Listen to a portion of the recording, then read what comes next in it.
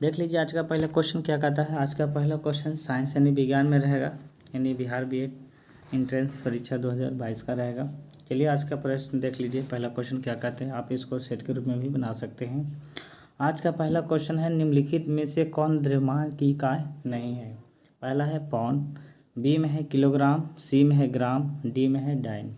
तो दोस्तों द्रव्यमान यानी किलोग्राम का सही मात्रा क्या नहीं होता है तो बताइए। तो इसका आंसर हो जाएगा यानी डाइन, यानी हो जाएगा डी, ऑप्शन नंबर डी हो जाएगा। चलते हैं अगले क्वेश्चन की ओर। इसी प्रकार से देखिएगा, ऑब्जेक्टिव क्वेश्चन ही है, एग्जाम में ऑब्जेक्टिव ही पूछेगा। कह रहा कि बल का मात्रक होता है, पहला है किलोग्राम मीटर प्रति सेकंड स्क्वायर, न्यूटन प्रति मीटर, किलोग्राम मीटर, इनमें से कोई नहीं। तो दोस्तों इसका करेक्ट आंसर क्या हो जाएगा, यानी किलोग्राम मीटर प्रति सेकंड स्क्वायर। थोड़ा सा घेघा बैठ गया गला थोड़ा सा, तो उससे कोई दिक्कत नहीं है। चलिए अगला क्वेश्चन देख लीजिए, यानी फायराइड दे दिया है, यानी फायराइड होता है किसका मात्रक है, प्रतिरोध का, चालक तत्व का, धारिता का, प्रेरक तत्व का। तो दोस्तों फायराइड का ऐसा ही मात्रक क्या होता है तो धारिता होता है, यानी ऑप्शन नंबर सी। चलिए देख लीजिए आगे क्वेश्चन की ओर चलते हैं। अगला है ऊष्मा की आंतरिक तुल्यांक का मात्रक क्या होता है, यानी तुल्यांक का मात्रक क्या होता है। पहला जूल प्रति कैलोरी, जूल प्रति किलोग्राम, इनमें से कोई नहीं। तो दोस्तों इसका करेक्ट आंसर क्या हो जाएगा बताइए। तो इसका करेक्ट आंसर हो जाएगा जूल प्रति कैलोरी, यानी ऑप्शन नंबर ए। चलते हैं अगले क्वेश्चन की ओर चलते हैं, देख लीजिए ध्यान से। अगर वीडियो पसंद आता है तो कृपया चैनल को लाइक और सब्सक्राइब कीजिएगा और बेल आइकन को भी प्रेस कर दीजिएगा, ठीक है। चलिए क्या कहता है क्वेश्चन, निम्नलिखित में से सदिश राशि यानी वेक्टर क्वांटिटी, स्केलर क्वांटिटी आपसे नहीं पूछा गया है, आपसे सदिश राशि पूछा गया है। इस पहला ऑप्शन है स्थिति वेग, बी ऑप्शन है त्वरण दूरी, सी ऑप्शन है चाल त्वरण और डी ऑप्शन है बल घनत्व। तो दोस्तों इसका यानी करेक्ट आंसर क्या हो जाएगा, सही सही बताइएगा। तो इसका होता है सदिश राशि है तो स्थिति और वेग का, यानी करेक्ट आंसर हो जाएगा ए। चलते हैं अब थोड़ा सा क्वेश्चन आगे मैं कर लेता हूँ, ध्यान से समझिएगा। थोड़ा सा आगे कर लेता हूँ। चलिए अगला क्वेश्चन है कि दूध का आपेक्षिक घनत्व ज्ञात किया जाता है। आप सब जानते हैं, हाइड्रोमीटर से, हाइग्रोमीटर से, लैक्टोमीटर से, थर्मामीटर से। तो दूध का अपेक्षिक घनत्व किससे ज्ञात किया जाता है, सब जानते हैं, क्या, लैक्टोमीटर से, यानी ऑप्शन नंबर सी हो जाएगा, ठीक है। अगला है कि गीगर मूलर काउंटर द्वारा जांच की जाती है। पहला सूर्य किरणों के विकिरण की, बी है रेडियो सक्रिय स्रोत की विकिरण की, सी है समुद्र की गहराई की और डी है लवण घोल की सांद्रता की। तो दोस्तों जिगर मूलर काउंटर द्वारा किस चीज़ की जांच की जाती है बताइए। तो हम बता देता हूँ, जिगर मूलर जो काउंटर है ये रेडियो सक्रिय स्रोत के विकिरण की जांच की जाती है, यानी ऑप्शन नंबर बी हो जाएगा, देख लीजिएगा बी हो जाएगा, ठीक है। चलिए अब चलते हैं अगले क्वेश्चन की ओर। अगला है कि एक समान वेग से चल रही गाड़ी में से एक व्यक्ति प्लेटफॉर्म पर गेंद गिराता है। मतलब कि कोई गाड़ी चल रही है और एक व्यक्ति है जो प्लेटफॉर्म से गेंद गिराता है, तो प्लेटफॉर्म पर खड़े एक प्रेक्षक द्वारा देखी जाने वाली गेंद का पथ कैसा होगा। पहला ऋजु रेखा, बी है वृत्त, तीसरा है यानी सी ऑप्शन में परवलय और डी में है इनमें से कोई नहीं, यानी नन ऑफ दीज। तो दोस्तों हम लोग सब जानते हैं कि अगर कोई एक समान वेग से चल रही गाड़ी में से एक व्यक्ति अगर प्लेटफॉर्म पर एक गेंद गिराता है तो प्लेटफॉर्म पर खड़े एक प्रेक्षक द्वारा देखी जाने वाली गेंद का पथ परवलय होती है, यानी ऑप्शन नंबर सी हो जाएगी। चलते हैं अगले क्वेश्चन की ओर। इससे पहले क्वेश्चन को थोड़ा सा ऊपर मैं कर देता हूँ, ध्यान से देखिएगा। चलिए ऊपर की ओर मैं कर दिया, आप ध्यान से देखिएगा। अगला है कि जब किसी वस्तु की गति त्वरित होती है तो क्या होता है। पहला है उसकी चाल में सदैव वृद्धि होती है, बी ऑप्शन है उसके वेग में सदैव वृद्धि होती है, सी में है वह सदैव पृथ्वी की ओर गिरती है और डी में है उस पर सदैव कोई बल कार्य करता है। इसे आप सेट के रूप में ही बना सकते हैं, आप पहले बना के देख लीजिए, फिर आंसर मिलाइए कि आपका कितना सही होता है, ठीक है। तो चलिए इसका करेक्ट आंसर क्या हो जाएगा। तो जब किसी वस्तु की गति त्वरित होती है तो उस पर सदैव कोई बल कार्य करता है, मतलब कोई बल कार्य करता है, तो यानी ऑप्शन नंबर इसका क्या हो जाएगा ऑप्शन नंबर डी हो जाएगा। चलते हैं नेक्स्ट क्वेश्चन को, यानी क्वेश्चन नंबर 10 देख लीजिए। न्यूटन का प्रथम गति नियम कल्पना देता है ऊर्जा की, कार्य की, संवेग की, जड़त्व की। तो हम लोग जानते हैं कि न्यूटन के प्रथम गति नियम से जड़त्व की परिभाषा मिलती है हमें, है ना। इसलिए इसका करेक्ट आंसर क्या हो जाएगा, डी हो जाएगा। ठीक है, यानी करेक्ट आंसर डी हो जाएगा। चलते हैं 11 क्वेश्चन की ओर। बॉल को लपकते यानी कैच करते समय एक क्रिकेट खिलाड़ी निम्नलिखित में से किसको कम करने के लिए अपना हाथ नीचे कर लेता है। पहला, बल, संवेग, आवेग, कैच करने का समय। क्या मतलब हाथ नीचे कर लेता है भाई, तो बताइए। तो ये आवेग करने के लिए नीचे कर लेता है, यानी ऑप्शन नंबर सी हो जाएगा। अगला क्वेश्चन है कि रॉकेट किस सिद्धांत पर कार्य करता है। भी ये क्वेश्चन हर एक एग्जाम में क्वेश्चन पूछ चुका है, और न्यूटन वाला गति का प्रथम नियम भी क्वेश्चन पूछ चुका है, और 9 वाला भी। यानी ये प्रीवियस ईयर किसी न किसी क्वेश्चन मतलब पूछ ही चुका है। तो बताइए रॉकेट किस सिद्धांत पर कार्य करता है। पहला, न्यूटन के तृतीय नियम पर, न्यूटन के प्रथम नियम पर, न्यूटन के द्वितीय नियम पर, आर्किमिडीज के सिद्धांत पर। तो बताइए क्या हो जाएगा इसका। तो हम लोग सब जानते हैं कि रॉकेट का सिद्धांत यानी न्यूटन के तृतीय गति नियम के पर आधारित होता है, यानी कार्य करता है। तो दोस्तों आपको वीडियो कैसा लग रहा है, चलिए अब चलते हैं अगले क्वेश्चन की ओर। थोड़ा सा क्वेश्चन को नीचे कर लेता हूँ, चलिए ठीक है, देख लीजिए। अगला है कि गोली छोड़ने के बाद राइफल पीछे की ओर प्रतिक्षेपित होती है, इसका क्या कारण है। जब गोली छोड़ते हैं तो राइफल मतलब पीछे की ओर प्रतिक्षेपित हो जाती है, तो इसका क्या कारण है। पहला, ऊर्जा संरक्षण का नियम, बी है न्यूटन के गति का तृतीय नियम, और सी है न्यूटन के गति का प्रथम नियम, और डी है न्यूटन के गति का द्वितीय नियम। तो जैसे ही अब बंदूक की बात की जाती है तो आप लोग सब समझ गए होंगे कि इसका ऑप्शन नंबर बी करेक्ट होगा।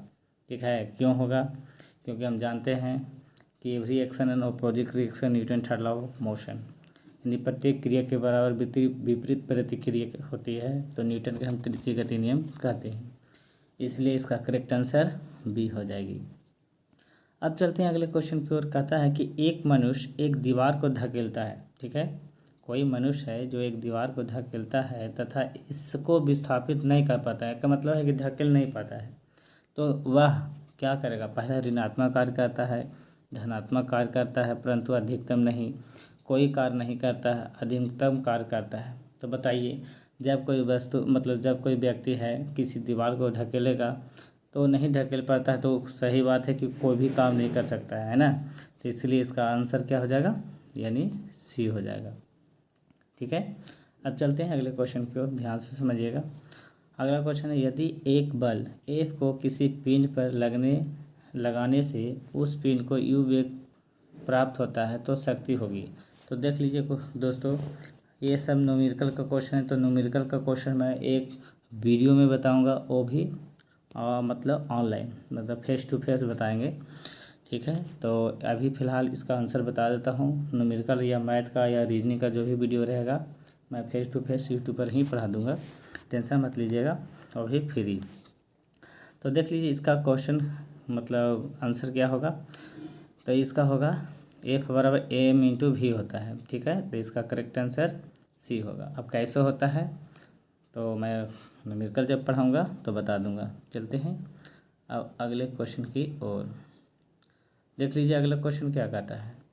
ये भी न्यूमेरिकल से क्वेश्चन है, यहाँ सिर्फ मैं आंसर बताने वाला हूँ। ठीक है, अब है कि एक मशीन 500 जूल कार्य 10 सेकंड में करती है, तो मशीन की शक्ति है। बताइए कि कोई व्यक्ति है मतलब कोई मशीन है जो 500 जूल कार्य 10 सेकंड में करती है, तो उसका क्या आंसर होगा। तो हम लोग जानते हैं क्या होता है, शक्ति यानी पावर बराबर क्या होता है, तो कार बाई टाइम होता है, यानी W/T होता है। तो डिवाइड कर दीजिएगा, तो 1 जूल से 1 जूल काट दीजिएगा, तो यानी बच जाएगा कितना, यानी 50। तो शक्ति का ऐसा मतलब वाट होता है, यानी आंसर क्या हो जाएगा, 50 वाट हो जाएगा। ठीक है, अब चलते हैं अगले क्वेश्चन की ओर। हम मानव की विहित ऊर्जा का सबसे पुराना रूप क्या है। पहला है पवन ऊर्जा, सेकंड है सौर ऊर्जा, थर्ड है ज्वार ऊर्जा, और डी है भूतापीय ऊर्जा। तो दोस्तों इसका करेक्ट आंसर क्या हो जाएगा। तो मानव की विहित ऊर्जा का सबसे पुराना रूप सौर ऊर्जा होता है, यानी ऑप्शन नंबर बी। चलिए देख लीजिए, घड़ी के स्प्रिंग में भंडारित ऊर्जा सब लोग जानते हैं। काइनेटिक एनर्जी की स्थिति मतलब काइनेटिक एनर्जी है कि पोटेंशियल एनर्जी है ना, कि हीट एनर्जी है, क्या है? तो हम लोग सब जानते हैं कि ये पोटेंशियल एनर्जी है, स्थितिज ऊर्जा होता है। चलते हैं अगले क्वेश्चन की ओर। कोयले से वाणिज्यिक रूप से पैदा होने वाली ऊर्जा को क्या कहते हैं? तो दोस्तों हम लोग इसको, जब कोयला से वाणिज्यिक रूप में पैदा होने वाली ऊर्जा को हम ताप ऊर्जा कहते हैं। ठीक है, आप देख लीजिएगा ध्यान से। दोस्तों कृपया वीडियो का स्किप नहीं कीजिएगा, नहीं तो एक भी क्वेश्चन समझ में नहीं आएगा। ठीक है, अगर वीडियो पसंद आता है तो कृपया चैनल को लाइक और सब्सक्राइब जरूर कीजिएगा, ताकि मैं इसी प्रकार से मैं वीडियो लाता रहूं और मैं लाता ही रहूँगा। ठीक है, अब से ध्यान से देखिएगा, कृपया बेल आइकन को प्रेस कर दीजिएगा और कमेंट भी कर दीजिएगा। अगला क्वेश्चन है कि जल का घनत्व मिट्टी के तेल के घनत्व की अपेक्षा अधिक होता है। यदि दोनों को मिश्रित कर दिया जाए, मतलब दोनों को जब मिला देते हैं तो क्या होगा? पहला, मिट्टी के तेल पर जल प्लावित होता है, नहीं तैरता रहता है। बी, जल पर मिट्टी का तेल प्लावित होगा। सी है, मिट्टी का तेल जल में घुल यानी विलीन हो जाता है। और डी है, वे पूर्ण मिश्रित हो जाते हैं यानी पूर्ण रूप से मिल जाते हैं। क्या होंगे? तो दोस्तों हम लोग सब जानते हैं कि जब हम दोनों को मिक्स करेंगे तो जल पर मिट्टी का तेल प्लावित होगा, यानी ऑप्शन नंबर बी सही हो जाएगा। अब चलते हैं अगले क्वेश्चन की ओर। अगला क्वेश्चन क्या कहता है, ध्यान से समझिएगा दोस्तों। अगला है कि एक सुई का पील, ध्यान से समझिएगा। ठीक है, क्या है ध्यान से देखिएगा, थोड़ा सा लाइन कट गया था। एक सुई या पिन जल के पृष्ठ पर किसके कारण प्लावित होती है या तैरती है? पहला संयोजनता, दूसरा है आंसरी बल, तीसरा है पृष्ठ तनाव और डी है पृष्ठ ऊर्जा।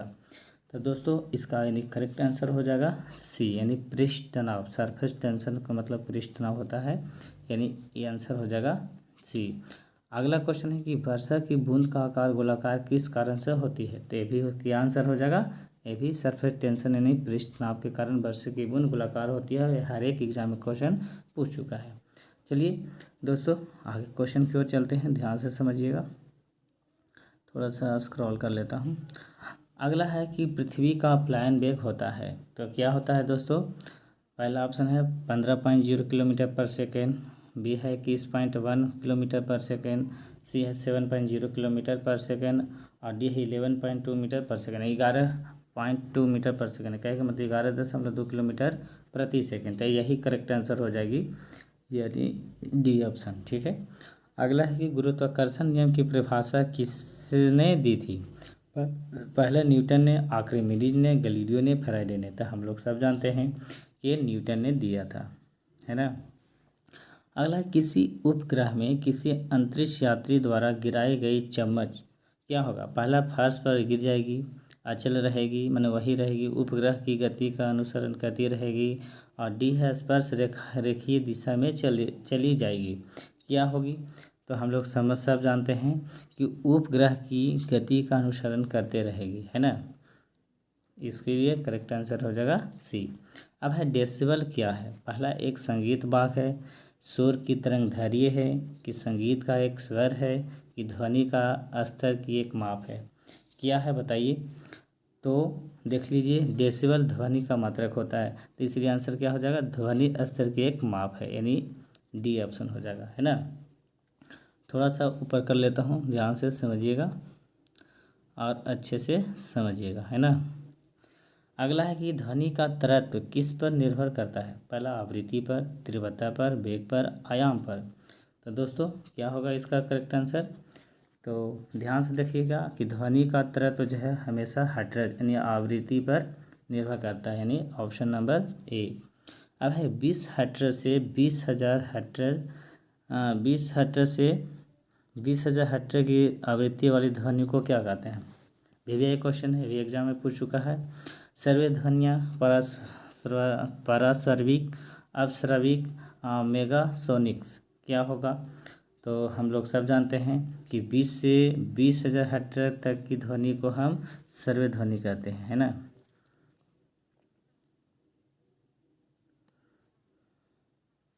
अगला क्वेश्चन देख लीजिए कि वायु में ध्वनि का वेग किस पर निर्भर करता है? वायु के घनत्व पर, वायु के ताप यानी तापमान पर, वायु के दबाव पर, वायु की आर्द्रता यानी नमी पर। तो दोस्तों वायु में ध्वनि का वेग किस पर निर्भर करता है? तो वायु के दाब पर निर्भर करता है। तो इसका भी ऑप्शन नंबर सी आंसर हो जाएगा। अब है कि पराश्रवित तरंग की आवृत्ति होती है, क्या होती है? तो हम लोग जानते हैं कि 20 किलोहर्ट्ज से ऊपर तक के ध्वनि को पराश्रवित तरंग कहते हैं, है ना। तो इसलिए इसका करेक्ट आंसर हो जाएगा सी, यानी पहला ऑप्शन नंबर ए हो जाएगा। ठीक है, अब थोड़ा सा एक क्वेश्चन को मैं ऊपर कर लेता हूँ। ये लास्ट क्वेश्चन तो नहीं है, आगे बताने वाला हूँ, ध्यान से समझिएगा।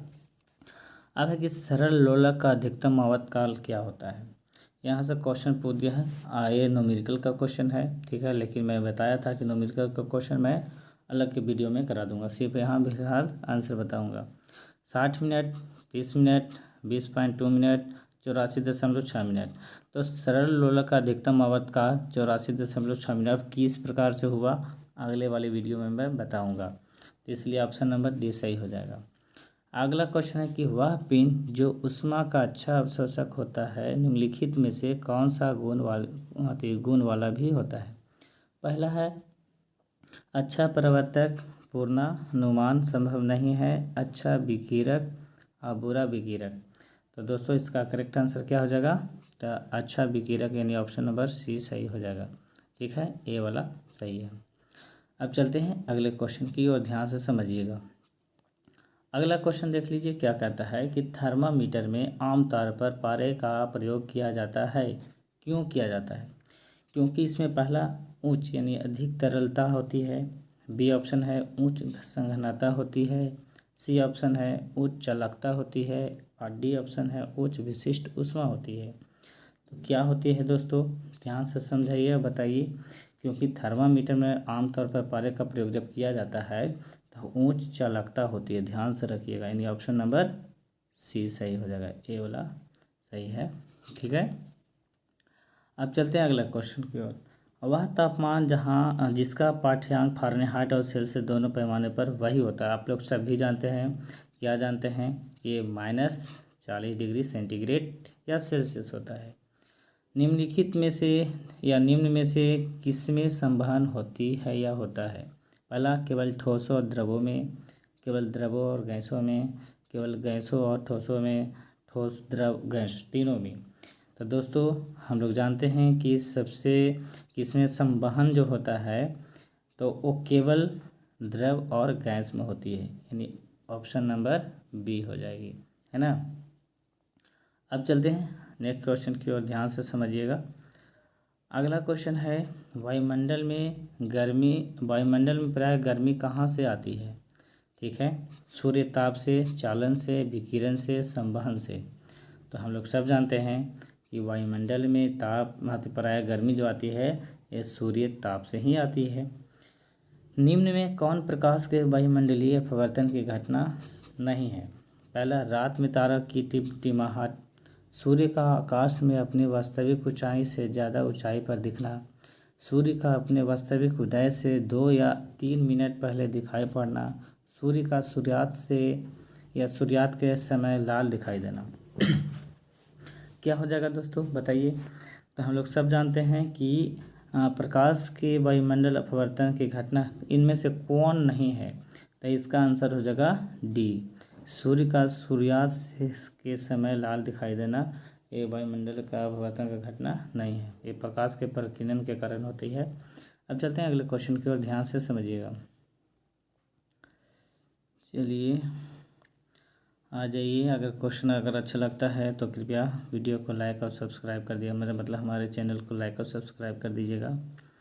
चलिए अगले क्वेश्चन की ओर आ गए हैं। अगला है कि ENT डॉक्टरों द्वारा प्रयोग किए जाने वाले हेड मिरर किस प्रकार का होता है? पहला अवतल, उत्तल, समतल, समतल, उत्तल।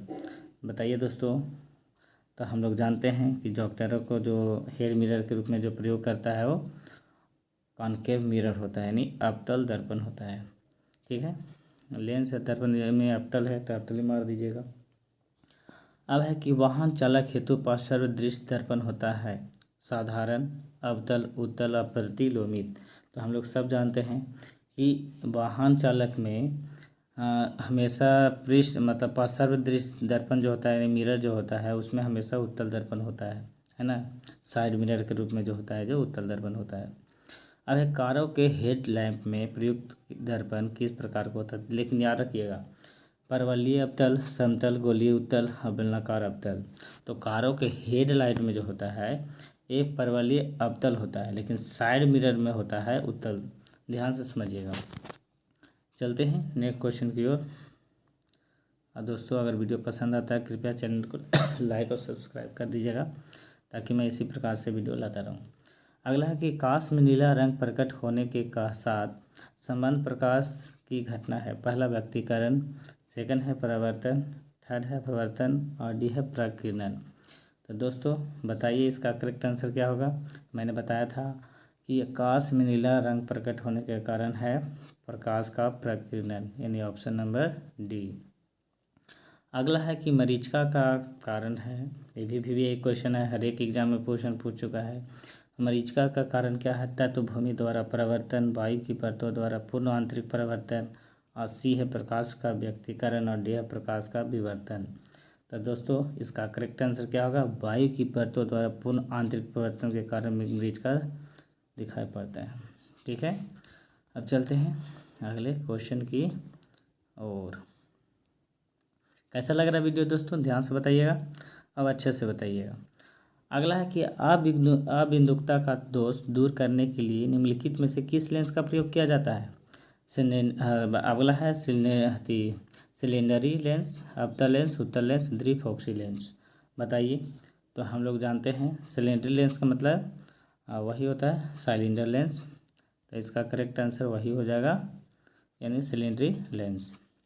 अगला है विभवांतर के मापन हेतु प्रयुक्त मापक है। माने विभवांतर का ऐसा मात्रक क्या है, अमीटर, वोल्टमीटर, ओम मीटर, इनमें से कोई नहीं। तो हम लोग जानते हैं कि विभवांतर का ऐसा मात्रक वोल्टमीटर होता है, तो ऑप्शन नंबर बी हो जाएगा। ओम का नियम सत्य है, 10th क्लास में भी पढ़े होंगे। केवल धारता चालकों के लिए, केवल अत्यधिक चालकों के लिए, केवल अर्ध चालकों के लिए, ऑल ऑफ दीज यानी उपरोक्त सभी के लिए। तो बताइए ओम का नियम केवल धाविक चालकों के लिए किया जाता है ना, यानी ऑप्शन नंबर ए हो जाएगा। अगला है कि विद्युत बल्ब का फिलामेंट किससे बना होता है। तांबा, सेकंड में है नाइक्रोम, सी में है शीशा और डी में है टंगस्टन। तो हम लोग सब जानते हैं कि विद्युत का फिलामेंट किससे बना होता है दोस्तों, बताइए। तो हम लोग टंगस्टन का जो स्प्रिंग जैसा जो रहता है ना, तो वो टंगस्टन का होता है। ठीक है, यानी ऑप्शन नंबर डी हो जाएगा करेक्ट। चलते हैं, ध्यान से समझिएगा अगले क्वेश्चन की ओर। अगला है कि घरेलू विद्युत उपकरणों में प्रयुक्त सुरक्षा फ्यूज तार उस धातु से बनी होती है जिसका पहला प्रतिरोध कम हो, गलनांक कम हो, विशिष्ट घनत्व कम हो, चालक तत्व कम हो। तो घरेलू विद्युत उपकरण में प्रयुक्त सुरक्षा फ्यूज किसकी बनी होती है, किस धातु की बनी होती है, बताइए ज़रा बताइए। धातु के तो बनने रहता है, लेकिन उसमें क्या होता है ये बताना है आपको। ठीक है, तो उसका जो गलनांक होता है कम होता है ताकि लाइन आने पर वो फूट जाए यानी टूट जाए, है ना, यानी ऑप्शन नंबर बी हो जाएगा, यानी ए वाला, है ना।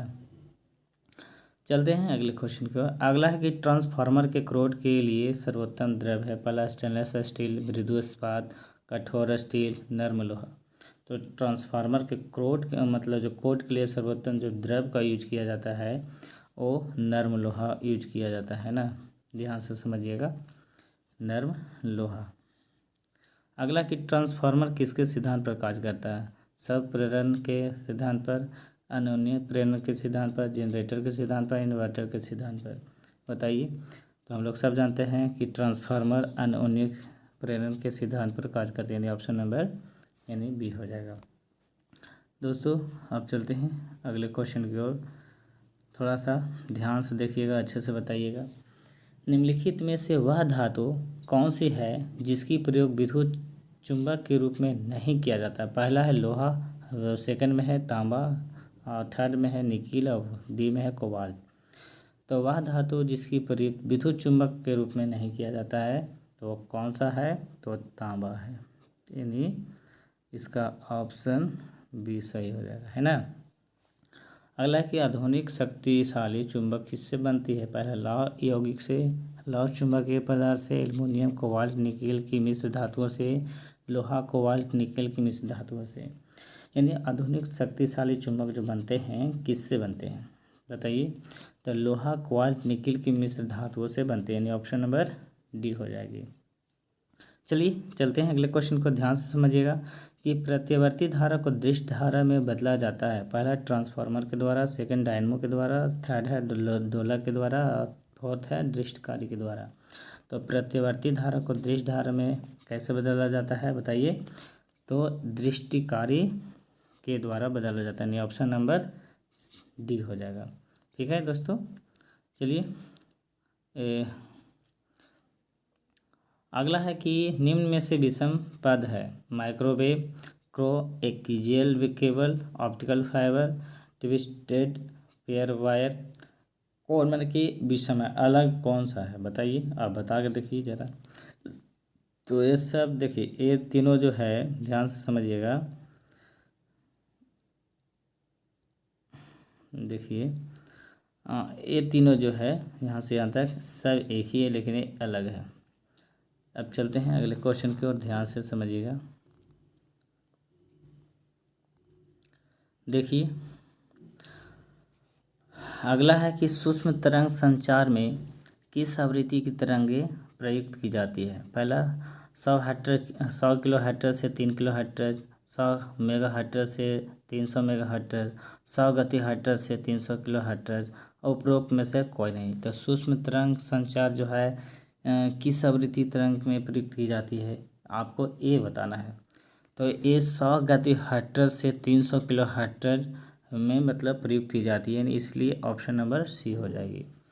अब है एक प्रकाश किरण प्रकाशीय तंतु में चलती है। पहला अपवर्तन के कारण, पूर्ण आंतरिक परिवर्तन के कारण, परावर्तन के कारण, अगला है ध्रुवीकरण के कारण।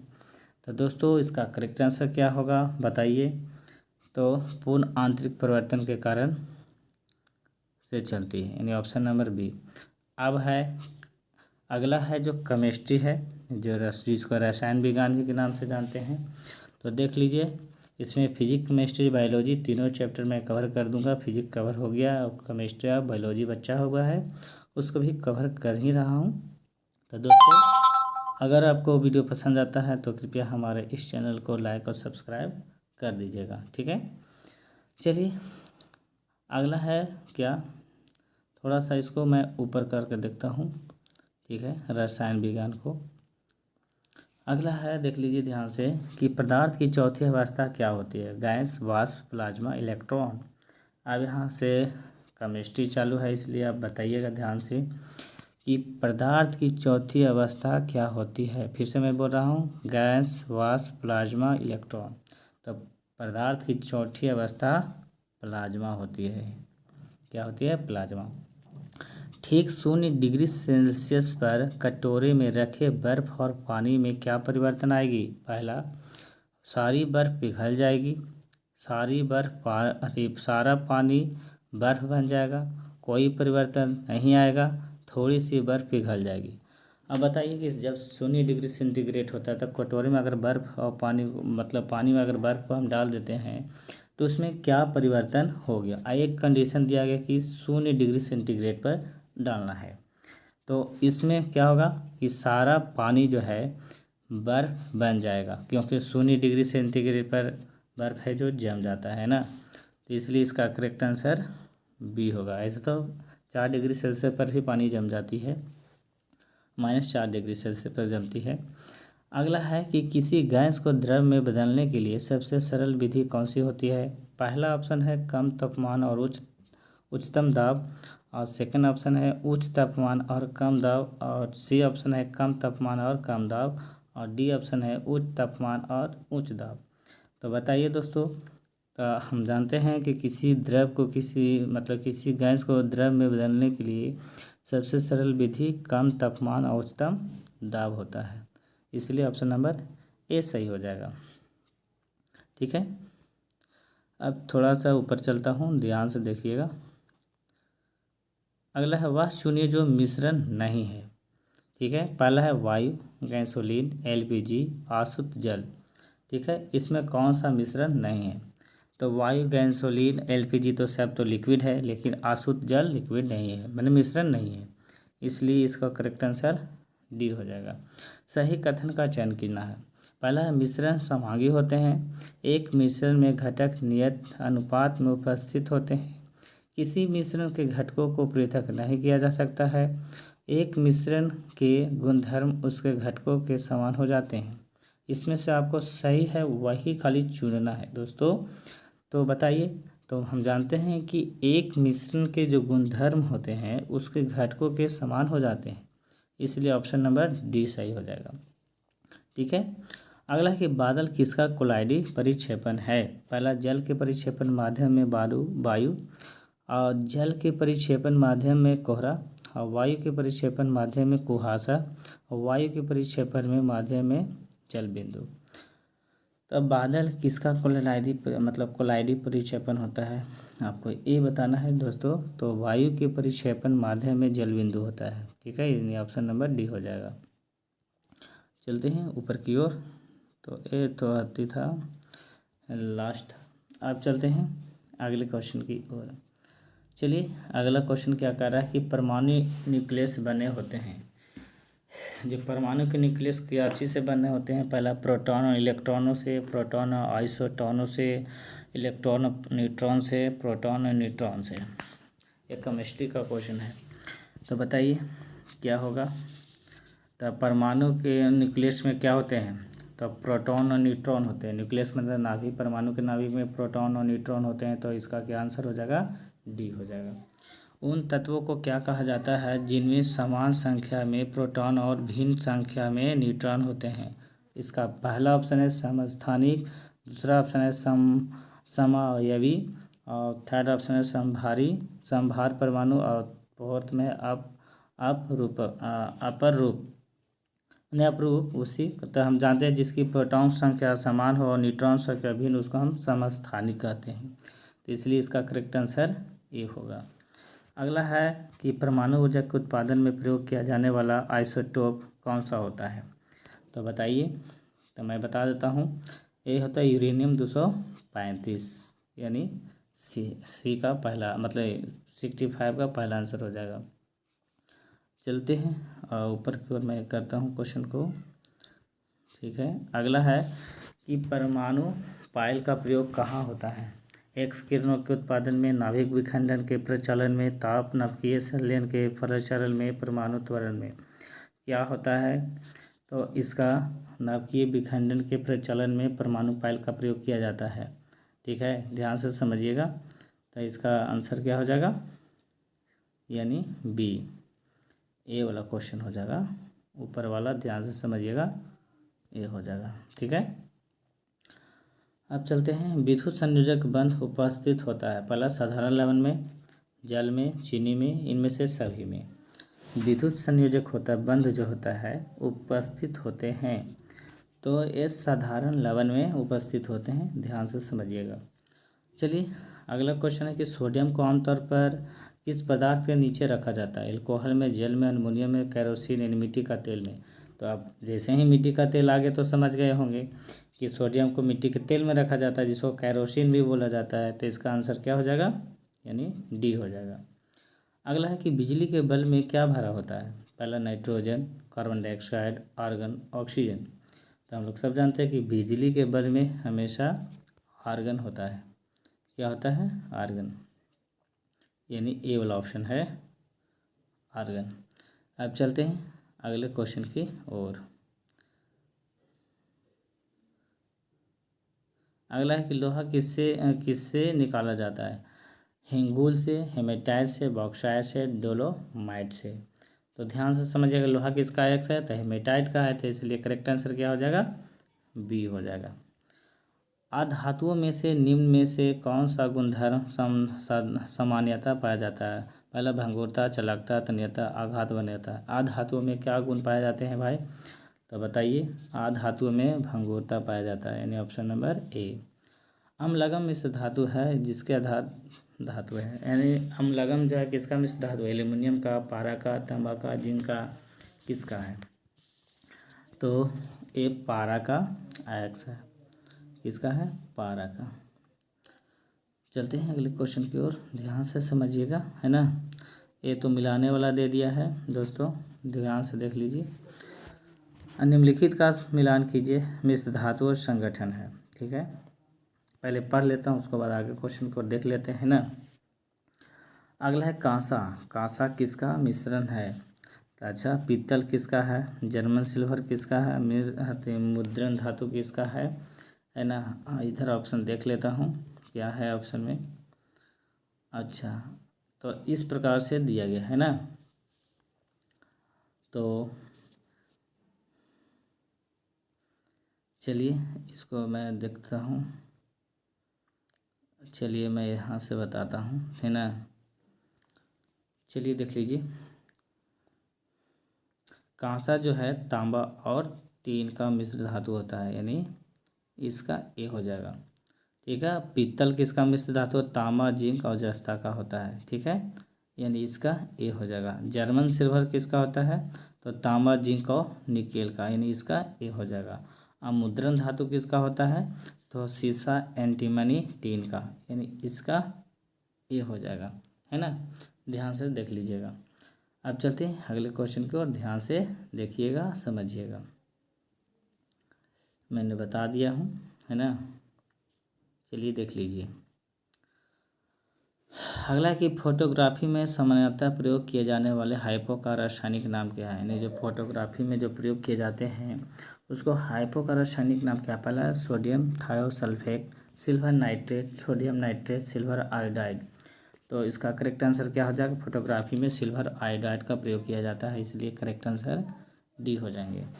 अगला कि जंग से बचाने के लिए लोहे से बनी पानी के पाइपों पर जस्ते की परत चढ़ाने को क्या कहते हैं? जस्ते की परत चढ़ाना, मिश्र धातु बनाना, वाल्कीकरण, यस्दीकरण क्या होता है? तो जंग से बचाने के लिए लोहे से बनी पाइपों अति पानी के पाइपों पर जस्ते की परत चढ़ाने के लिए उसको क्या बोलते हैं? बताइए जल्दी से क्वेश्चन का आंसर। तो यस्दीकरण इसको बोलते हैं, याद रखिएगा, जस्ते की परत चढ़ाना नहीं बोल दीजिएगा, इसलिए ऑप्शन नंबर डी हो जाएगा। अगला कि ग्रेफाइट की अपेक्षा हीरा अधिक कठोर होता है। ये भी एक क्वेश्चन, इसका कारण क्या है? परमाणु की भीतर परतों के अंतर होता है, हीरे की चतुष्फलकीय संरचना होती है, क्रिस्टलीय संरचनाओं के अंतर होता है, कि उपरोक्त में से कोई नहीं। बताइए क्या होगा? तो मैं बता देता हूँ कि हीरे की चतुष्फलकीय संरचना के कारण यह कठोर होती है ना। तो इसका आंसर होगा बी। चलते हैं अगले क्वेश्चन को, देख लीजिएगा अच्छे से ध्यान से। अगला है कि लेड पेंसिल में लेड का प्रतिशत कितना होता है? एक क्वेश्चन पूछ दिया आपसे, तो इसका करेक्ट आंसर आप मार के आइएगा, सीधा सीधी लड्डू, यानी 0, है ना। फुलरीन एक नया खोजा गया क्रिस्टलीय कार्बन अप्रूफ है। इसके सबसे समान रूप होते हैं, पहला 100 डिग्री परमाणु, 80 डिग्री परमाणु, और फिर है कि 60 डिग्री परमाणु और 40 डिग्री नहीं है, सॉरी, 100 सी परमाणु और 10 सी परमाणु, 60 सी परमाणु और 40 सी परमाणु, ठीक है। सी का मतलब वही कार्बन हो गया, ठीक है, समझ लीजिएगा, थोड़ा सा मिस्टेक होता है। तो इसका करेक्ट आंसर क्या होगा? तो 60 सी परमाणु, 60 कार्बन परमाणु मतलब समान रूप से होते हैं इसमें, तो इसका आंसर क्या हो जाएगा? यानी डी हो जाएंगे। निम्नलिखित में से किसको मार्स गैस कहते हैं? आप लोग सब जानते हैं, कार्बन मोनोऑक्साइड, आप मीथेन हो गया, यानी CO हो गया कार्बन मोनोऑक्साइड, फिर CH4 हो गया methane, CO2 carbon dioxide, H2 hydride. तो एक का आंसर हो जाएगा बी, यानी मीथेन हो जाएगा, है ना। तो अब चलते हैं, मदिरा का मुख्य घटक है, मदिरा का मतलब समझ ही रहे होंगे, बेंजीन, एथेनॉल, फिनॉल, मेथेनॉल। बताइए, तो मदिरा एथेनॉल का मुख्य संगठन है। अब है कि पेट्रोलियम किसका मिश्रण है? पहला कार्बोहाइड्रेटों का, कार्बोनेटों का, हाइड्रोकार्बनों का, कार्बाइडों का। तो बताइए, तो इसका आंसर हो जाएगा हाइड्रोकार्बनों का मिश्रण है, ठीक है। चलते हैं अगले क्वेश्चन की ओर, ठीक है, ध्यान से समझिएगा, अच्छे से समझिएगा। अगला है कि निम्न में से किसका प्रयोग नोदक या रॉकेट में ईंधन के रूप में किया जा सकता है? पहला द्रव हाइड्रोजन प्लस द्रव नाइट्रोजन, द्रव ऑक्सीजन प्लस द्रव आर्गन, द्रव नाइट्रोजन प्लस द्रव ऑक्सीजन, द्रव हाइड्रोजन प्लस द्रव ऑक्सीजन। अब इसका करेक्ट आंसर बताइए कि जो प्रणोदक में जो या रॉकेट में जो ईंधन जो प्रयोग किया जाता है तो उसमें क्या होता है। ठीक है, तो इसमें द्रव हाइड्रोजन और द्रव ऑक्सीजन दोनों मिक्स होते हैं, तो इसका ऑप्शन नंबर डी सही हो जाएगा। अब है कि निम्न में से कौन प्राकृतिक बहुलक है। पहला बेकेलाइट, सेल्यूलोज, पीवीसी, नायलॉन। तो इसमें से कौन सा बहुलक है, तो सेल्यूलोज बहुलक है। प्राकृतिक बहुलक कौन सा है, सेल्यूलोज, यानी ऑप्शन नंबर बी हो जाएंगे। अब चलते हैं स्टेरॉयड हार्मोन होते हैं। पहला कार्बोहाइड्रेट, सेकंड में है वसा, सी में है प्रोटीन और डी में है विटामिन। यानी स्टेरॉयड हार्मोन क्या होते हैं भाई, तो ये वसा होते हैं। ध्यान से समझिएगा क्या होते हैं, वसा होते हैं। एंजाइम क्यों होते हैं, कहने का मतलब है क्या होते हैं, कहने का मतलब है एंजाइम क्या होते हैं, कार्बोहाइड्रेट होते हैं कि प्रोटीन की, लिपिड की, स्टेरॉयड होते हैं, क्या होते हैं, हार्मोन्स। तो हार्मोन्स होते हैं ये प्रोटीन होते हैं। ठीक है, यानी ऑप्शन नंबर बी। अब चलते हैं अगले क्वेश्चन की ओर। आप कृपया वीडियो पसंद आता है तो चैनल को लाइक और सब्सक्राइब जरूर कर दीजिएगा दोस्तों। अब थोड़ा चलते हैं आगे क्वेश्चन की ओर, आगे बढ़ते हैं। चलिए देख लीजिए, आगे क्वेश्चन है कि आरएनए में अनुपस्थित होता है। पहला एडिनिन, ग्वानिन, थाइमिन, यूरैलिसिल। क्या होता है आरएनए में, डीएनए तो बाद में बताएंगे, पहले आरएनए तो बताइए। तो बताइए दोस्तों, जल्दी से बताइए। तो इसमें थाइमिन होता है ना, तो करेक्ट आंसर हो जाएगा सी। ग्रीन हाउस प्रभाव के लिए मुख्यतः जिम्मेदार वायुमंडलीय गैस कौन सी है। Ozone, nitrogen, oxygen, carbon dioxide. तो ग्रीन हाउस प्रभाव के लिए तो जैसे ऑप्शन आया, जैसे आप समझ गए होंगे, बताइए इसका करेक्ट आंसर क्या होने वाला है। तो सब जानते हैं कि ग्रीन हाउस प्रभाव में कौन सी गैस प्रयुक्त होती है, तो CO2 यानी कार्बन डाइऑक्साइड गैस। अम्ल वर्षा वायु में किसके अधिक सांद्रण के कारण होती है। पहला कह के मतलब अम्ल वर्षा कैसे होती है, पहला CO plus CO2, SO2 plus NO2, ozone plus धूल, H2O प्लस CO। तो सी और डी तो ऐसे ही आंसर देखने के लिए मिल रहा है कि होने वाला है नहीं। और बी देखा जाए तो सल्फर डाइऑक्साइड, नाइट्रस ऑक्साइड, तो नाइट्रस डाइऑक्साइड, तो यही इसी के कारण अम्ल वर्षा कराई जाती है। ठीक है, ओजोन परत का अपक्षय मुख्यतः किस कारण से होता है। पहला विमानन ईंधन के कारण, रेडियोधर्मी किरणें के कारण, क्लोरोफ्लोरोकार्बन के कारण, ज्वालामुखी उद्भेदन के कारण क्या होती है। तो ओजोन परत का अपक्षय होती है CFC यानी क्लोरोफ्लोरोकार्बन के द्वारा। अब चलते हैं अगले क्वेश्चन की ओर, ध्यान से समझिएगा, है ना। अगला है कि क्लोरोफ्लोरोकार्बन अधिकतम कहाँ इस्तेमाल होता है, ये भी क्वेश्चन पूछ चुका है। माइक्रो ओवनों में, सौर हीटरों में, धुलाई मशीनों में, रेफ्रिजरेटरों में। अब ऐसा क्वेश्चन पूछ दिया तब कैसे बताइएगा। तो सब जानते हैं कि क्लोरोफ्लोरोकार्बन अधिकतम रेफ्रिजरेटर में ही प्रयोग किया जाते हैं, यानी सी आती है ऑप्शन नंबर डी। बताइए जल का BOD मान बताता है जल का BOD मान क्या बताता है। कार्बनिक कचरे की मात्रा, जैव रासायनिक ऑक्सीजन के लिए प्रयुक्त ऑक्सीजन की मात्रा, सी में है जैव रासायनिक अपचयन के लिए प्रयुक्त ऑक्सीजन की मात्रा, और डी में है जैव रासायनिक ऑक्सीजन के लिए प्रयुक्त ओजोन की मात्रा। तो बताइए कि जल का BOD मान बताता है, तो BOD मान क्या बताता है, तो ये होता है कि जैव रासायनिक ऑक्सीजन के लिए प्रयुक्त ऑक्सीजन की मात्रा बताती है, यानी ऑप्शन नंबर बी हो जाएगी। अगला है कि तीव्र शीशा विषाक्तन को भी कहते हैं, यानी कि किसको कहते हैं। इटाई, पल्मिजियम, न्यूरेलिजिया, वाइसिनोमेसिस, किसको मतलब बताता है भाई, किसको कहते हैं, क्या मतलब ये है। तो ये देखिए इसको हम बोलते हैं प्लम्बिजियम, इसको ऑप्शन नंबर डी सही हो जाए, मतलब बी आंसर हो जाएंगे सही। ठीक है, नींबू के रस का pH मान आगे बताता हूँ। ठीक है, थोड़ा सा क्वेश्चन को मैं स्क्रॉल कर लेता हूँ ऊपर की ओर। अगला कि नींबू के रस में pH का अनुमान कितना होता है। 7 से कम, 7 से अधिक, 7 के बराबर। पूर्वानुमान संभव नहीं हो सकता है, तो क्या होगा। तो हम सब जानते हैं कि नींबू का pH मान 7 से कम होती है, इसलिए ऑप्शन नंबर ए सही हो जाएगा। कपड़ों तथा बर्तनों को साफ करने के लिए प्रयुक्त डिटर्जेंट में प्रयोग होता है। पहला कार्बोनेट, सल्फोनेट, नाइट्रेट, इस्थमेट। क्या होता है जब हम लोग कपड़े या बर्तनों में साफ करते हैं तो कौन सा डिटर्जेंट का उपयोग किया जाता है भाई?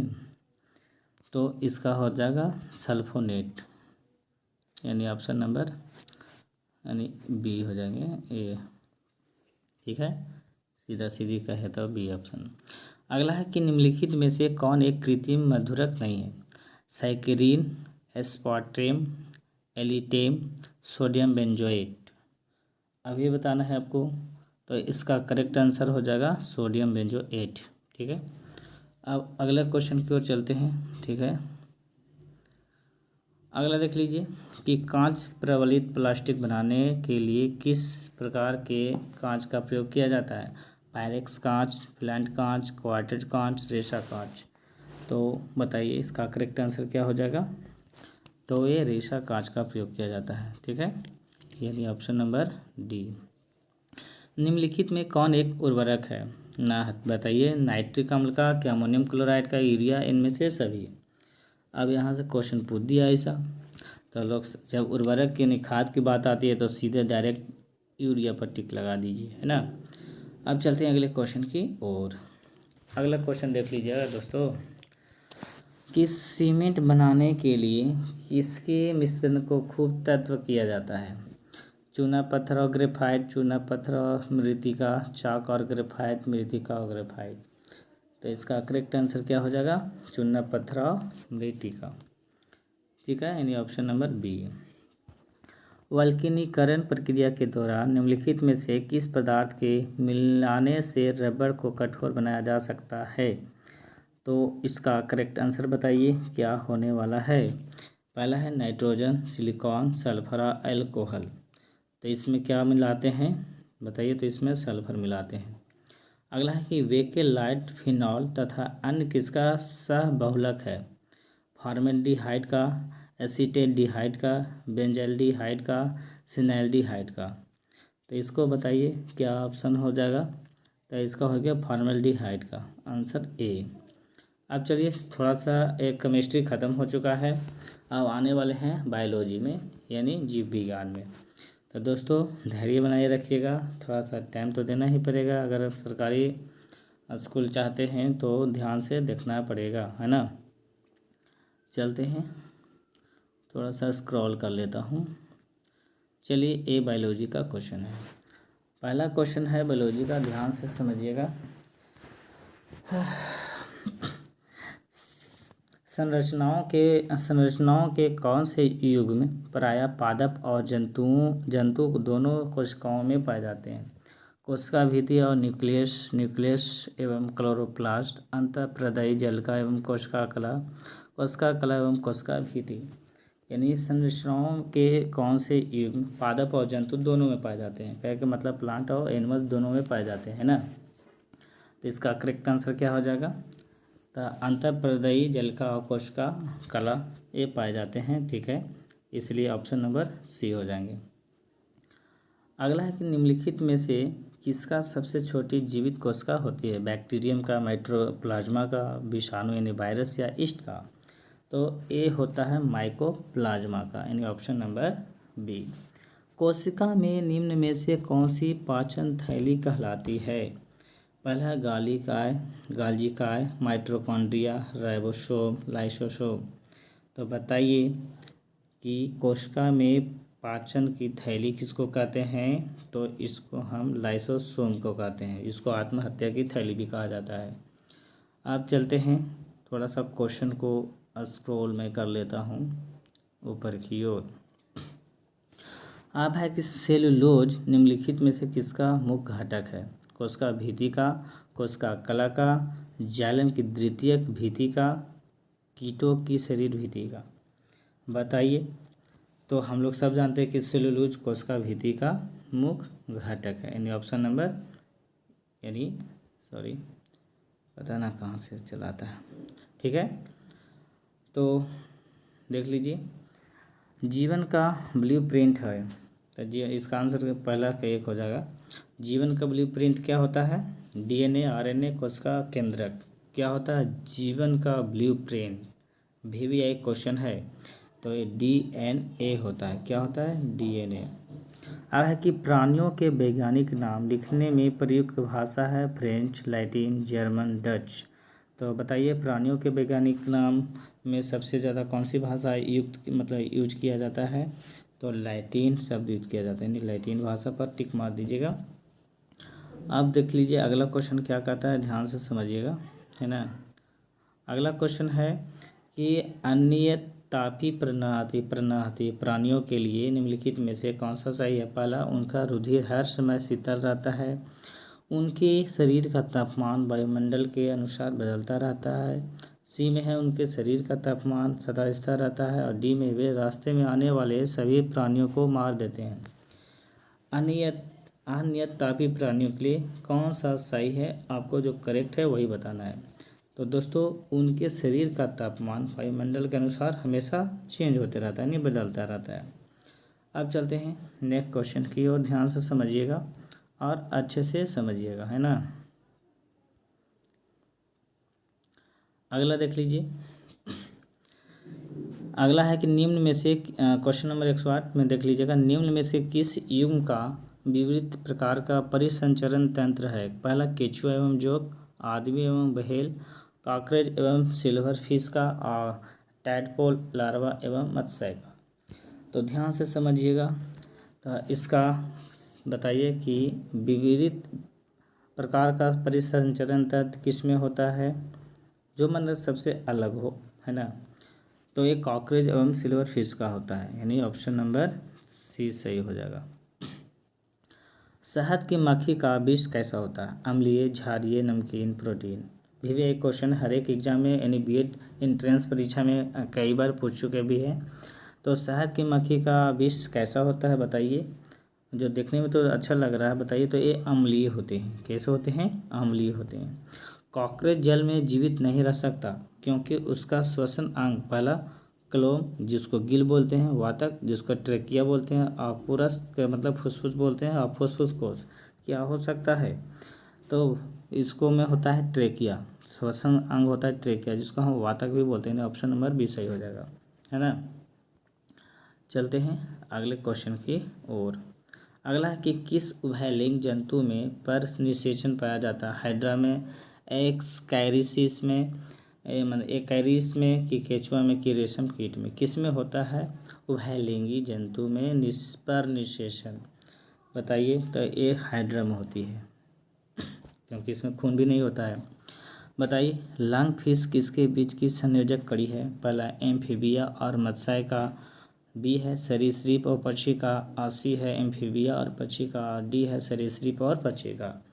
तो इसमें बताइए करेक्ट आंसर क्या होगा। तो इसका लंग फिश में सबसे ज़्यादा जो संयोजक कड़ी होती है, जो कड़ी मतलब जोड़ी होती है, एम्फीबिया और मत्स्य का होती है, यानी ऑप्शन नंबर ए। बताइए डायनासोर कितने वर्षों में विलुप्त हो गए? यानी डायनासोर कितने वर्ष में विलुप्त हुए हैं? पहला है वीवीआई क्वेश्चन, लगभग 25 मिलियन वर्ष, लगभग 65 मिलियन वर्ष, लगभग 100 मिलियन वर्ष, लगभग 135 मिलियन वर्ष। बताइए।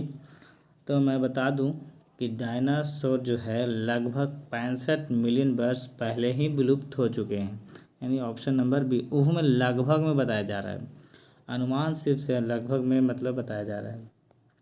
निम्न में कौन से नियततापी प्राणी हैं?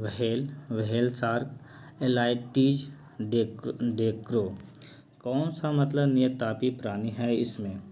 तो ये व्हेल है, ठीक है। अब चलते हैं अगले क्वेश्चन को, ध्यान से समझिएगा, अच्छे से समझिएगा, है ना। अगला है कि कार्ड निम्न में से किसकी किस्म का मतलब कार्ड निम्न में से किसकी किस्म का जंतु है? इसमें है बकरी की, मछली की, फसल की, प्रवाल जिसको कोरल भी बोलते हैं। तो इसमें क्या हो जाएगा आंसर बताइए। तो ये मछली की किस्म की जंतु है कार्ड, तो ऑप्शन नंबर बी सही हो जाएगा, यानी ए वाला। निम्न में से किसमें वाताशय नहीं होता? कटल मछली, अस्थिल मछली, उपस्थ्यम मछली, रजत मछली। तो बताइए इसका करेक्ट आंसर हो गया उपस्थ्यम मछली में हो जाएंगे, यानी ऑप्शन नंबर सी हो जाएगा। मछली का वायु आशय, जिसको एयर ब्लैडर भी बोलते हैं, इस रूप में कार्य करता है। सहायक श्वसन अंग, द्रव्य स्थैतिक अंग, ए और बी दोनों आमुख श्वसन अंग। तो बताइए इसमें ऑप्शन नंबर सी आंसर होगा, यानी ए और बी दोनों हो जाएंगे। ठीक है, चलिए अगले क्वेश्चन की ओर चलते हैं, ध्यान से समझिएगा। अगला क्वेश्चन जो है, पृथ्वी का विशालतम जीवित पक्षी कौन सा है? सब जानते हैं, एमू, शुतुरमुर्ग, एल्बस्ट्रॉस, साइबेरियन सारस, मतलब साइबेरियाई यारी सारस क्या होगा? तो पृथ्वी पर विशालतम जीवित पक्षी कौन सी है? आप लोग सब जानते हैं कि ऑस्ट्रिच यानी शुतुरमुर्ग होता है ना। तो ऑप्शन नंबर बी हो जाएंगे। पशुओं में प्राय एक ही क्या होता है? पहला गुर्दा, फेफड़ा, वृषण, अंडाशय। तो अंडाशय होता है सबसे ज़्यादा पशुओं में। ठीक है, अब चलते हैं अगले क्वेश्चन को, ध्यान से समझिएगा, है ना, अच्छे से समझिएगा। अगला देख लीजिए, कपोत दूध कौन उत्पन्न करता है? फसल, पक्षी, स्तनधारी, ये सभी। तो इसका करेक्ट आंसर हो जाएंगे पक्षी, यानी ऑप्शन नंबर बी हो जाएंगे, है ना। अगला है, पक्षियों के पंख क्या होते हैं? बताइए। आध्यावरणीय अपवृद्धि होते हैं, रूपांतरिक अग्रपाद होते हैं, रूपांतरिक पश्चपाद होते हैं, नई संरचना होती है। तो इसमें पक्षियों के पंख में रूपांतरिक अग्रपाद होता है, यानी ऑप्शन नंबर बी हो जाएंगे। कौन सा भाग हाथी के गजदंत के रूप में बदलता है? पहला बताइए। रद नक, अग्र चर्वनक, दूसरा कृंतक, चर्वनक। तो इसका करेक्ट आंसर क्या हो जाएंगे बताइए? तो ये दूसरा कृंतक हो जाएंगे।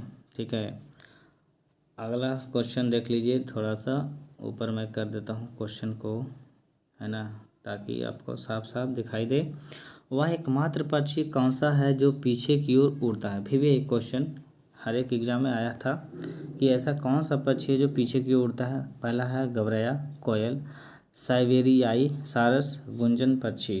बताइए। अब इसमें बता दूं कि इसमें डाल दिया एक नाम गुंजन पक्षी। गुंजन किसी लड़का का भी नाम होता है, तो उससे घबराइएगा नहीं, है ना। तो ये आंसर, करेक्ट आंसर गुंजन पक्षी ही हो जाएगी, जिसको हमिंग बर्ड भी बोलते हैं, है ना। आया स्मॉलेस्ट बर्ड होती है विश्व की, यानी सबसे छोटी पक्षी होती है, ये पीछे की ओर उड़ती है। निम्नलिखित में से अंडा देने वाली स्तनधारी कौन सा है? पहला चमगादड़, परने चिंटीखोर, व्हेल, कंटिली चींटीखोर, यानी चींटी भी अनेक प्रकार की होती है ना। तो एकरा में हो जाएगा, जो अंडा देने वाली जो होती है, सबसे जो ज़्यादा जो अंडा देती है वो कंटिली चींटीखोर ही होती है। तो ये आंसर नंबर डी हो जाएगा। निम्नलिखित में से विशालतम स्तनधारी कौन सा है? पहला हाथी, व्हेल, डायनासोर, गैंडा। तो आप लोग जान रहे हैं कि हाथी, डायनासोर, गैंडा तो हो ही नहीं सकता है।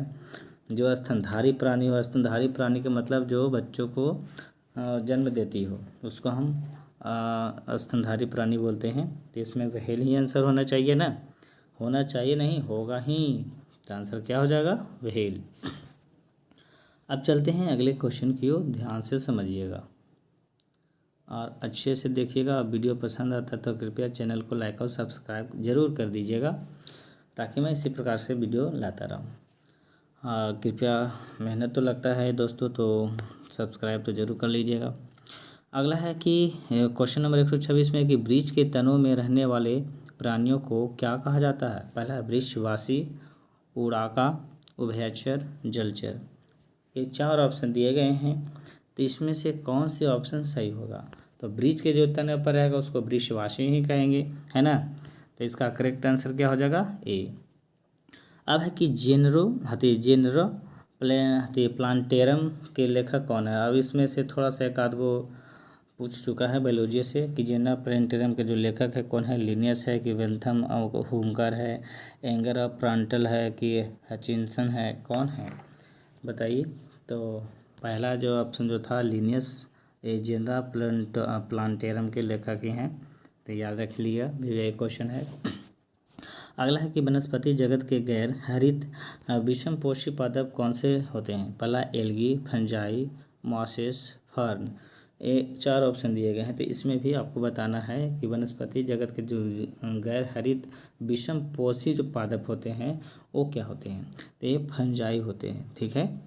अब है कि अब स्तंभ मूल पाए जाते हैं बरगद में, मक्का में, आम में, चाइना रोज में।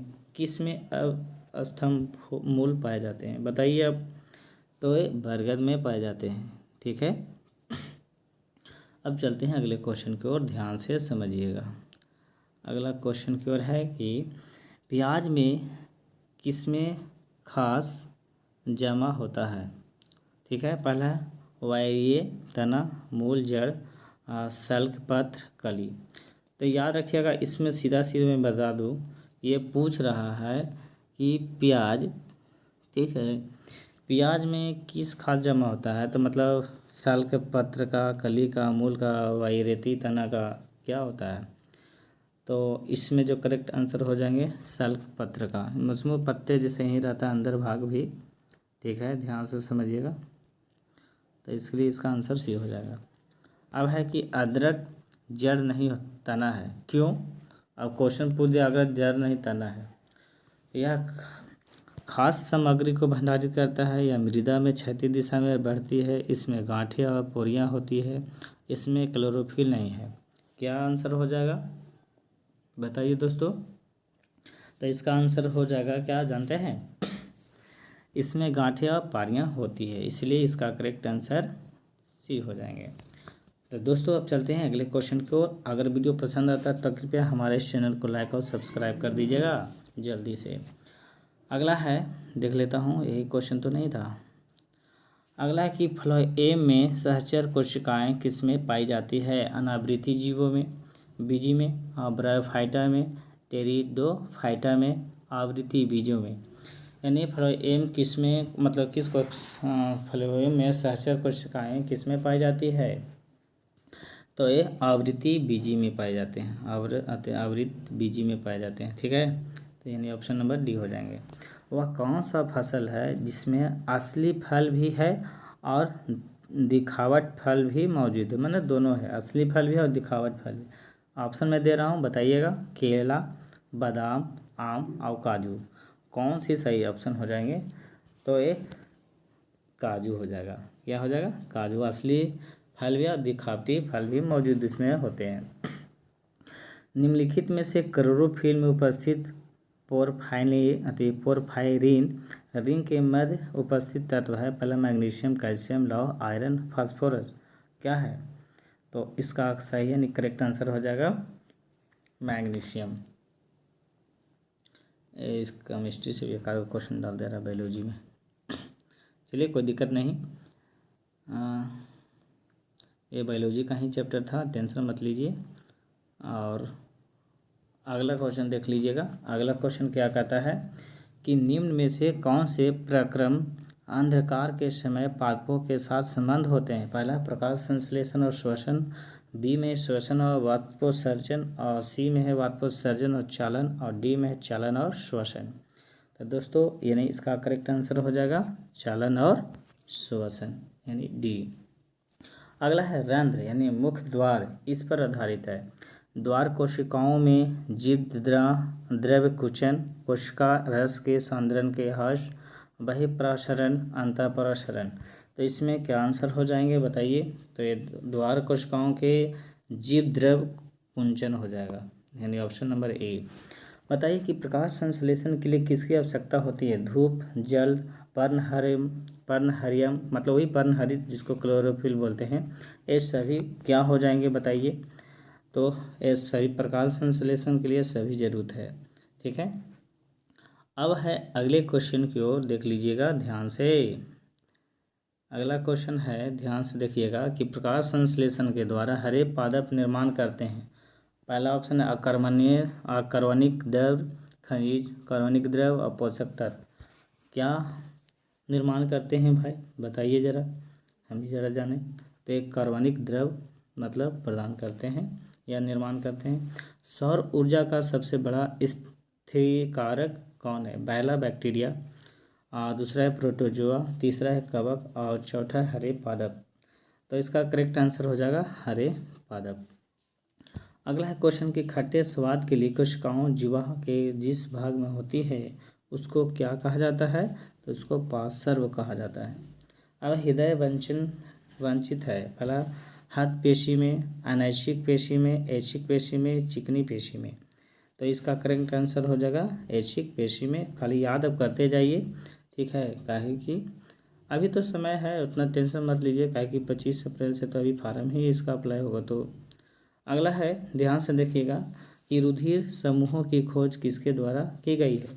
बीजमान के द्वारा, मॉर्गन के द्वारा, लैंडस्टीनर के द्वारा, विलियम हार्वे के द्वारा।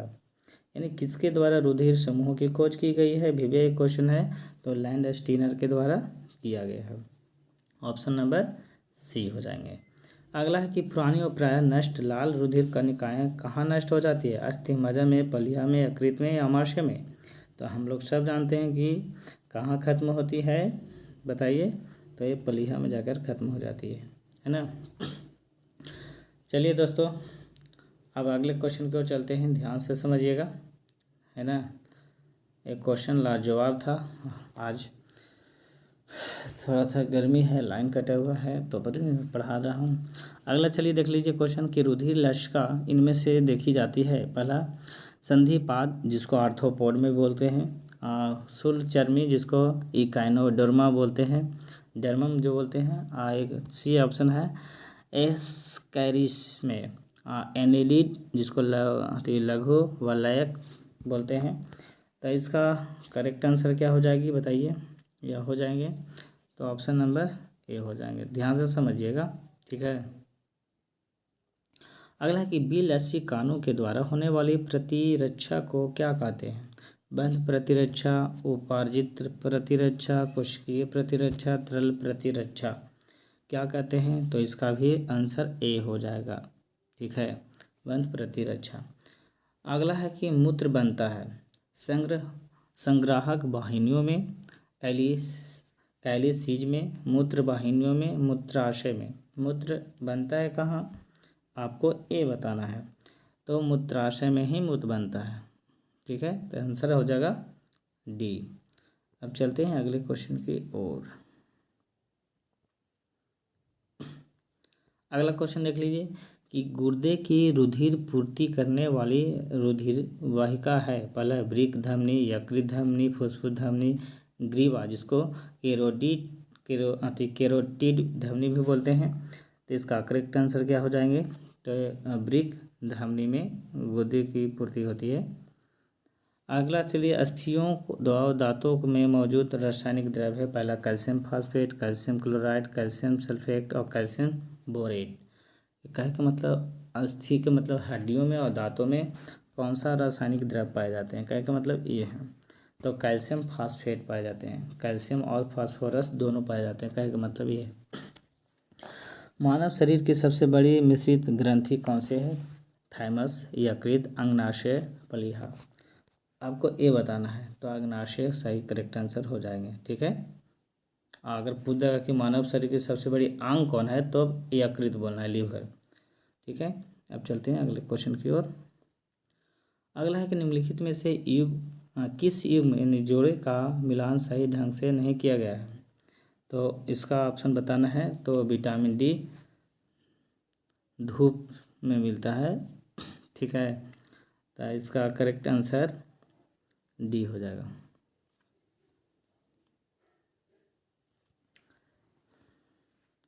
ठीक है। थोड़ा सा हत्ती हो गया है। विटामिन सी की कमी से कौन सा रोग होता है, बताइए, सब जानते हैं। तो ये अस्कर भी होता है ना। अब बेरी बेरी रहता हूँ, पहला गर्मा तो होगा नहीं। आनुवंशिकता के नियम प्रस्तुत किए गए थे। आनुवंशिकता किसने मतलब जारी किया था, तो सब जानते हैं ना, गेगर मेंडल ने किया था आनुवंशिकता का जो होती है। मटर में विपरीत लक्षणों वाले कितने युग्म का मेंडल में चयन किया जाता है, बताइए। तो इसका आंसर 7 हो जाएगा। अब चलते हैं अगले क्वेश्चन की ओर, ध्यान से समझिएगा। अगला क्वेश्चन है, ध्यान से समझिए कि एक सामान्य मानव कोशिका में गुणसूत्री की संख्या कितनी होती है, मतलब कितनी जुड़ी होती है। तो हम लोग सब जानते हैं, क्या जानते हैं, बताइए। की 46 जोड़ी है, मतलब ऐसे तो 2 जोड़ी होती है ना, तो 46 करेक्ट आंसर हो जाएंगे।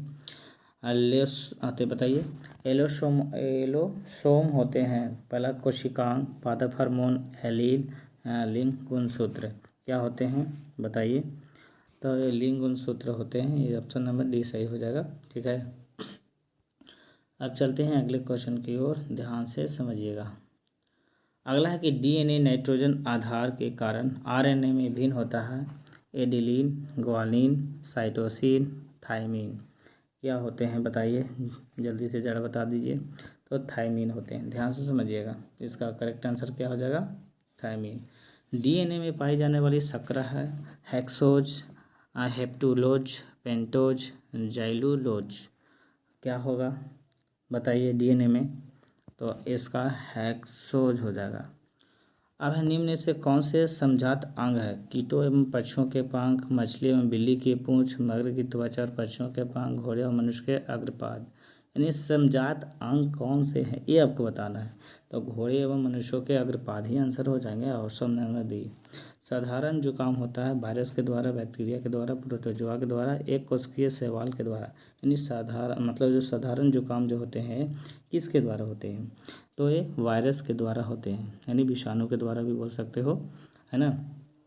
चलते हैं अगले क्वेश्चन की ओर चलते हैं, ध्यान से समझना है दोस्तों। अब बताइए कि गलसुआ, जिसको मम्पस भी बोलते हैं, एक वायरल रोग है जो सूजन पैदा करता है। पहला है कर्णपूर्ण ग्रंथि में, ठीक है। अगला है आघोजिह्वा ग्रंथि में, अधोजन्म ग्रंथि में, अवक्षी ग्रंथि में, जिसको इंफ्रा ऑर्बिटल भी बोलते हैं। तो इसका करेक्ट आंसर क्या हो जाएंगे बताइए। तो इसका करेक्ट आंसर पहला हो जाएंगे, यानी ए।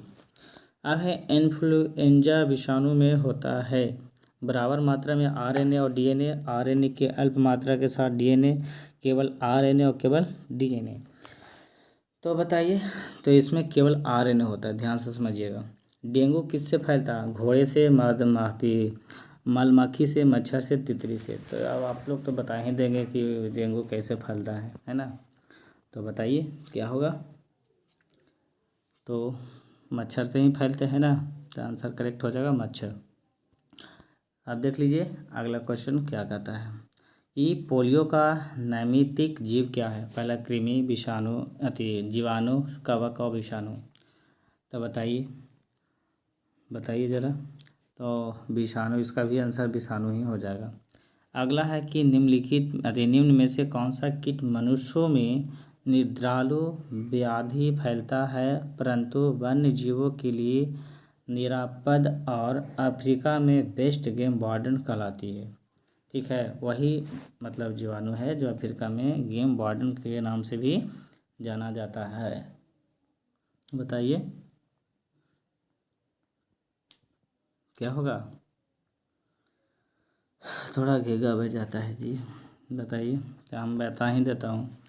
तो जो अभी अभी बताए थे ना कि जो मलेरिया कैसे फैलता है मच्छर से, तो उसको भी इसमें भी मच्छर ही आंसर हो जाएगा। इसी को गेम वार्डन के नाम से भी अफ्रीका में जाना जाता है ना। अगला कि पेयजल में एंटी अमीबा हिस्टोली टीका का होना एक संकेत है बैक्टीरियाई प्रादुर्भाव का, प्रदूषण जल का, स्वच्छ जल का, कार्बनिक द्रव के क्षय का। तो इसका करेक्ट आंसर क्या हो जाएंगे। तो इसका बी यानी प्रदूषण जल का हो जाएंगे। अब चलिए जल्दी से थोड़ा सा हाल बता देता हूँ, ताकि लाइन बहुत ज़्यादा कट रहा है ना। अगला है कि निम्न में कौन मलेरिया उत्पन्न करता है। कीट, बैक्टीरिया, प्रोटोजोआ और वायरस। तो हम लोग सब जानते हैं कि वायरस ही हो जाएगा इसका करेक्ट आंसर, है ना। तो ऐसे तो वायरस, अच्छा से क्वेश्चन पूछ लेता हूँ, कौन मलेरिया उत्पन्न करता है ना। तो इसमें इसे प्रोटोजोआ होना चाहिए। चलते हैं अगले क्वेश्चन को, देख लीजिएगा। चलिए ये लास्ट क्वेश्चन रहेगा दोस्तों, ध्यान से समझिएगा और अच्छे से समझिएगा, है ना। कौन सा कवकी रोग है। पहला धवल रोग, एक्जिमा, दाद, हाथी पाँव, जिसको फिलफाव भी बोलते हैं। तो इसका करेक्ट आंसर क्या हो जाएगा, जल्दी से बताइए। तो इसका करेक्ट आंसर हो जाएगा दाद। फाइलेरिया होता है क्या, वुचेरिया ट्राफ्टी द्वारा, प्लाज्मोडियम वाइवैक्स द्वारा, एक्सकैरिस लुब्रिकाइटस द्वारा, एंटीअमीबा हिस्टोलिटिका द्वारा, यानी फाइलेरिया क्या होता है, वुचेरिया बैंक्राफ्टी द्वारा होता है, यानी ऑप्शन नंबर ए। अगला बताना है क्वेश्चन आपको, काली मौत किसे कहते हैं? कैंसर को, प्लेग को, एड्स को, मलेरिया को? तो ये सब जानते हैं। ऐसे तो कैंसर दिलाप से मार देंगे लोग, लेकिन कैंसर होगा नहीं। ये प्लेग को कहते हैं काली मौत। लेukemia या रुधिर कैंसर का लक्षण किसमें असामान्य वृद्धि है? पहले लाल रुधिर कोशिकाएं, श्वेत रुधिर कोशिकाएं, रुधिर पट्टिकाणु और रुधिर प्लाज्मा। तो इसका आंसर हो जाएगा WBC यानी व्हाइट ब्लड सेल यानी श्वेत रुधिर कोशिकाएं। अब चलते हैं अगले क्वेश्चन को, ध्यान से समझिएगा। BCG प्रतिरक्षण होता है पहला खसरा के लिए, ट्यूबरकुलोसिस के लिए, डिप्थीरिया के लिए, कुष्ठ रोग के लिए। तो इसका करेक्ट आंसर क्या हो जाएंगे? तो ट्यूबरकुलोसिस के लिए ही आंसर हो जाएंगे, यानी ऑप्शन नंबर बी। एल्कोहल उद्योग में प्रयुक्त कवक है छत्रक, कैंडिडा, अल्किन्स, खमीर, ईस्ट, राइजोपस क्या हो जाएगा इसका आंसर? तो इसको खमीर, जिसको ईस्ट के नाम से जानते हैं। निम्नलिखित में से कौन सा आयोडीन का सर्वोत्तम स्रोत है? तो इसको ऊपर की ओर थोड़ा सा मैं कर लेता हूँ। इसका करेक्ट आंसर बताता हूँ। सवाल है, सेम है, मूली है, गेहूँ है। तो इसका करेक्ट आंसर क्या हो जाएगा? तो आयोडीन का सर्वोत्तम स्रोत गेहूँ होता है। नींबू में खटापन किस चीज़ की होती है? हमने निकाय का मतलब नींबू में कौन सा अम्ल पाया जाता है? एस्टिक अम्ल, एस्कार्बनिक अम्ल, टार्टरिक अम्ल, सिट्रिक अम्ल जिसको बोलते हैं। तो बताइए, नींबू में से टार्टरिक अम्ल ही पाए जाते हैं। तो इसका करेक्ट आंसर हो जाएगा सी। चलिए दोस्तों, अब थोड़ा सा क्वेश्चन रह गया है, ज़्यादा नहीं। अगला क्वेश्चन है कि निम्न में किस शैवाल का प्रयोग अंतरिक्ष अनुसंधान में किया जाता है? हाइड्रोडिटिकॉन, क्लाइडोफोरा, क्लैमाइडोनोमास, क्लोरेला। थोड़ा सा जब कटिंग का है, थोड़ा सा मेरा गला अच्छा नहीं है, साफ नहीं है, थोड़ा सा प्रॉब्लम हो रहा है, इसलिए थोड़ा ऐसा हो रहा है। अगला, तो इसका करेक्ट आंसर क्या हो जाएगा दोस्तों? तो क्लोरोला हो जाएगा। ठीक है। पेनिसिलिन किससे प्राप्त की जाती है? फफूंद के द्वारा, शैवाल के द्वारा, वायरस के द्वारा, जीवाणु के द्वारा? तो फफूंद के द्वारा पेनिसिलिन प्राप्त की जाती है। तो आंसर ऑप्शन नंबर ए सही हो जाएगा, है ना।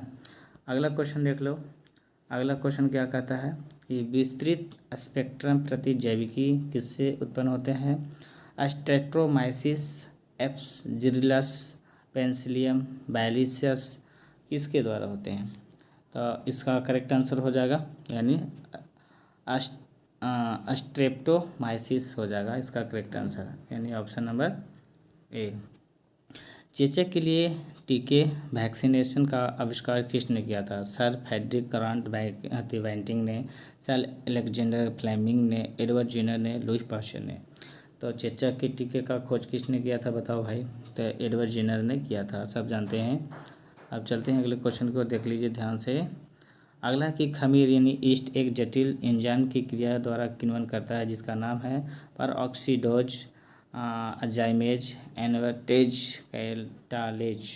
तो इसका option number B zymase answer हो जाएगा। ठीक है। है कि विटामिन सी का सर्वोत्तम स्रोत है अंडे की जर्दी, मछली का यकृत तेल, कोड मछली का यकृत तेल, सिट्रस फल क्या हो जाएगा? तो यही आंसर हो जाएगा सिट्रस फल।